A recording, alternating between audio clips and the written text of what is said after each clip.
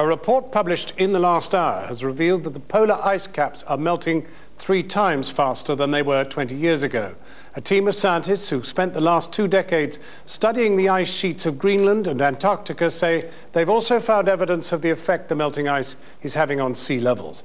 On the day the government published its long-awaited energy bill containing measures to address climate change, tonight's report suggests it may already be too little, too late. As our science editor Tom Clark now reports. The planet's ice is fundamental to our future. Sea levels could rise by many metres if ice caps covering Greenland and Antarctica melt. But it's never been clear just how much, if at all, these ice sheets are melting. Until now. And we can say now for sure that both Antarctica and Greenland are shrinking as a consequence of the changes in climate that they've been exposed to.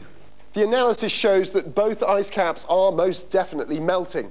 The Antarctic ice sheet quite steadily, but the melting of the Greenland ice sheet is accelerating over time. So, of course, global sea levels are rising too.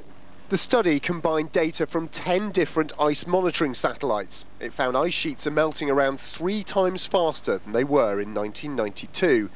Together, they've contributed just over a centimetre to global sea levels. Hardly alarming, but the importance of this study is that it gives more certainty to predictions of how much melting there might be in a warming world. Though how much warmer it might get isn't just a question for scientists. The biggest uncertainty, though, unfortunately, is the emission scenarios, what trajectory our climate will follow over the next century, and not how the ice sheets will respond. So in fact, we're getting to a point where we know a little bit more about how our planet's going to behave than we do about how our politicians and ourselves are going to behave. I think that's a fair comment.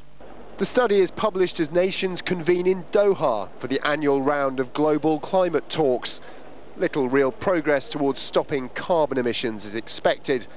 Though at home, our climate change secretary presented his energy bill to Parliament that could start to curb emissions here. We are preparing a once-in-a-generation transformation of the energy landscape to bring on massive private sector investment which will boost the economy, create jobs and power Britain towards a prosperous, low-carbon future. Already, the energy bill has been faulted for costing consumers more without committing to meaningful reductions in carbon emissions. We remain on course for a much warmer planet by the end of the century and quite a bit less ice.